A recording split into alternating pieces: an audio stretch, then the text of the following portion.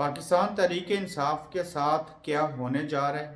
پاکستان کا economic revival plan بھی تیار کر لیا گیا ہے، جبکہ نگران وزیر اعظم کا فیصلہ کون کرے گا اور تحریک انصاف کے ساتھ آنے والے دنوں میں کیا ہوگا؟ آج کی ان اہم خبروں کے اوپر آپ سے تفصیلی بات کریں گے۔ سب سے پہلے ہم بات کر لیتے ہیں کہ اسٹیبلشمنٹ نے اکنامک ریوائول پلان ترتیب دیا ہے، جس کے تحت آرمی چیف جو ہیں وہ مختلف ممالک سے، مختلف لوگوں سے ود ان دا پاکستان اور آؤٹ آف دی پاکستان رابطے کریں گے، اور پاکستان کی اکانومی کو بہتر کرنے کے لیے جو ہے ایک پلان جو ترتیب دیا گیا ہے اس کو ایگزیکیوٹ کیا جائے گا۔ لیکن سوال یہ اٹھتا ہے کہ یہ کام تو سیاستدانوں کا تھا، یہ کام تو عوامی نمائندوں کا تھا، آخر آرمی چیف کو کیوں مداخلت کرنا پڑی؟ کیا اس چیز کی کوئی شیورٹی دی جائے گی کہ ہم جو ہیں وہ اکانومی کو ٹھیک کر لیں گے، آپ انویسٹمنٹ کیجئے، آپ آگے بڑھیے، ملک کو آپ کی ضرورت ہے، جس کے نتیجے میں پاکستان کی اکانومی جو ہے وہ بہتر ہو جائے گی اور اس کے فوائد جو ہیں وہ ملک اور قوم کو بھی حاصل ہوں گے، اور اس کا لانگ ٹائم فائدہ یہ ہوگا کہ جمہوریت ٹھیک ہو جائے گی، سیاسی عدم استحکام ختم ہوگا، آئی ایم ایف جو ہے اس کے چنگل سے ہم باہر نکل جائیں گے، پاکستان کو مشکل حالات میں اس چیز کی ضرورت ہے۔ لیکن کیا آرمی چیف صاحب نے اس اکنامک پلان جو ہے ریوائول پلان، اس کو جو نام دیا ہے اکنامک ریوائول پلان،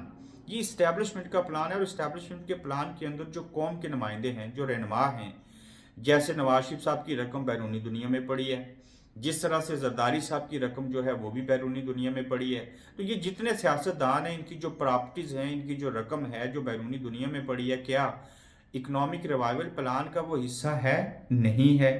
اگر وہی لوگ پیسے واپس لے آئیں، اگر آپ ملک کے ساتھ اتنے مخلص ہیں تو اکنامک ریوائول پلان کے اندر تو ان چیزوں کو شامل کرنا چاہیے تھا۔ ان کی یہ رقم، یہ بھاری رقم اگر ملک کے اندر آ جائے، جس طرح سے پاکستان جو ہے وہ مشکل ترین حالات سے دوچار ہے، تو اس رقم سے تو وہ فائدہ ہو سکتا تھا۔ تو ثابت یہ ہوا کہ اسٹیبلشمنٹ کا اکنامک ریوائول پلان ہی رہے گا، اس کے اندر کوئی اس طرح سے پریکٹیکل چیزیں نہیں کی جا سکیں گی، کیونکہ جب تک سیاسی عدم استحکام جو ہے وہ ختم نہیں ہوتا، استحکام نہیں آتا، تب تک معاشی استحکام نہیں ہوگا۔ لیکن آخری نقطہ جب میں آپ کو بتاؤں گا کہ ضیاء الحق کے دور کی یادیں تازہ کرنے جا رہے ہیں اور پی ٹی آئی کو مزید کچلا جائے گا، وہیں پہ یہ اسٹیبلشمنٹ کا اکنامک ریوائول پلان جو ہے یہ کیسے ایگزیکیوٹ ہو سکے گا؟ یہ تو کوئی دنیا کا فارمولہ ہی نہیں ہے۔ پاکستان اور آئی ایم ایف کے درمیان پوچھا گیا، کہا گیا، سنا گیا کہ کیا معاہدہ ہو چکا ہے یا معاہدہ ہونا ہے؟ اس سلسلے میں کہہ رہے ہیں کہ جلد اعلان جو ہے وہ متوقع ہے اور اعلان کر دیا جائے گا۔ وزیر اعظم شہباز شریف صاحب ایسا کہتے ہیں کہ معاہدہ تقریباً ہو چکا، ہم جلد جو ہے وہ اس کا اعلان کر دیں گے۔ اعلان جو کیا جائے گا وہ یہ ہوگا جی کہ ہمارا معاہدہ آئی ایم ایف کے ساتھ جو ہے وہ ہو چکا ہے، اور اس طرح سے چیزیں جو ہیں وہ طے ہوئی ہیں۔ دوسری جانب اگر دیکھیں تو مصدق ملک ہوں، چاہے اسحاق ڈار صاحب ہوں، ان لوگوں کو تو آئی ایم ایف کے نام سے بھی چڑ ہے۔ ان سے کوئی صحافی بھی سوال پوچھے تو یہ کہتے ہیں جی کہ ہم آپ کو بتائیں گے، اور آگے سے کیمرہ چھین لیتے ہیں، ہراساں کرتے ہیں ان کو، اور ان کو تھپڑ مارنے کی کوشش کی جاتی ہے۔ حقیقت یہ ہے کہ آئی ایم ایف کی یہ چیزیں مان بھی لیں جو کہ نہ ماننے والی ہیں، جو مانیں گے تو ملک اور قوم کے اوپر اس کا بوجھ پڑے گا، اس کا اثر پڑے گا، مزید مہنگائی ہوگی۔ تو جب تک وہ چیزیں نہیں مانیں گے تب تک تو آئی ایم ایف ان سے معاہدہ نہیں کرے گا۔ معاہدہ کریں گے تو چیزیں ماننا پڑیں گی۔ اوپر سے اکنامک ریوائول جو ہے وہ پلان بھی لے کے آگے ہیں، پلس آگے چل کے انہوں نے کچلنا بھی ہے پی ٹی آئی کو۔ تو ثابت یہ ہوا کہ یہ اعلان کرنے کا سوچنا کہ آئی ایم ایف سے معاہدہ ہو چکا ہے، ہم ایسے کر لیں گے، ویسے کر لیں گے، یقیناً یہ چیزیں جو ہیں وہ بے منی لگتی ہیں۔ نگران وزیر اعظم کا فیصلہ کون کرے گا؟ یہ بھی ایک بڑی خبر ہے، چونکہ ظاہر ہے جب انتخابات کروانے ہیں وہ تو کروانے ہی ہیں، انتخابات سے آپ بھاگ نہیں سکتے۔ جمہوری دور اس کو کہہ رہے ہیں، ملک کے اندر جو ہے اس کو جمہوریت کہتے ہیں، تو اس کے لیے نگران سیٹ اپ بنے گا، اور جب نگران سیٹ اپ بنے گا تو نگران وزیر اعظم بھی بنے گا۔ اس سے پہلے ایپیسوڈ میں بتایا تھا کہ دبئی جو ہے وہ مرکز بن چکا ہے پاکستانی سیاست کا۔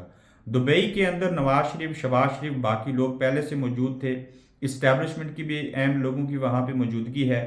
اب بلاول بھٹو، زرداری صاحب جو ہیں وہ بھی دبئی پہنچ چکے ہیں، اور وزیر اعظم، نگران وزیر اعظم کا فیصلہ جو کون ہے کرے گا، وہ کون سے مراد دبئی جگہ ہے، وہاں پہ جو پی ڈی ایم کے اتحادی ہیں، پیپلز پارٹی اور نون لیگ مل کے کرے گی۔ اب تک میں ایک نام بتا دیتا ہوں وہ کون ہوگا۔ وہ نام محمد زبیر صاحب کا بھی ڈسکس ہو رہا ہے نون لیگ کے اندر، کیونکہ وہ مریم اور نواز شریف صاحب کے خاص و خاص ہیں۔ دوسرے نام کوئی گوہر ایوب یا کچھ اس طرح کے نام بھی چل رہے ہیں، شاید میں نام غلط لے رہا ہوں۔ मल्टीपल नामों के ऊपर गौर हो रहा है, लेकिन वही बंदा होगा निगरान वजीर आजम जो नून लीग का नवाज शरीफ साहब का खासो खास होगा। क्योंकि पहले जो दुबई का प्लान था उसमें जो निगरान वजीर आजम बनेगा वो दुबई प्लान का हिस्सा होगा, नून लीग का हमायत याफ्ता होगा। क्योंकि आगे नवाज शरीफ साहब को इन्होंने इनके प्लान के मुताबिक वज़ीर आज़म बनाना है और नून लीग को हुकूमत देनी है, और उसमें शराकत दारी होगी पाकिस्तान पीपल्स पार्टी की वफाकी सतह के ऊपर भी, और बलूचिस्तान और सिंध के साथ, यानी कि बलूचिस्तान के सूबे में भी उनकी हुकूमत होगी। पंजाब जो है वो जाएगा मुस्लिम लीग नून के पास, बाकी बच्चे गिलगित बल्तिस्तान और केपी के। आज़ाद कश्मीर के अंदर तो पहले से एक मखलूत हुकूमत बनी हुई है, तो ये निगरान वज़ीर आज़म भी ज़्यादा इम्कान है कि इसका ऐलान जो होगा वो पाकिस्तान मुस्लिम लीग नून के अंदर से ही निगरान वज़ीर आज़म होगा। अब तक मोहम्मद ज़ुबैर साहब का नाम जो है वो निगरान वज़ीर आज़म के लिए डिस्कस हो रहा है। तहरीक इंसाफ की मरकज़ी क़यादत कहा जा रहा है कि कुछ दिनों के बाद छोड़ देगी, और पाकिस्तान तहरीक इंसाफ के साथ जो है वो सलूक किया जाएगा कि जो ज़िया-उल हक साहब का दौर था उसकी याद ताज़ा हो जाएगी। इसका मतलब ये है कि बहुत बुरे दिन होंगे, भयानक दिन होंगे। चौधरी परवेज़ जलाई हूँ, शाह महमूद कुरैशी हूँ, असद उमर तो पहले से डगमगाए हुए हैं। ये लोग भी अगर उस प्लान को एग्जीक्यूट किया गया तो शायद जो है वो ये लोग भी छोड़ दें और मरकज़ी की क़यादत जो है वो छोड़ दे।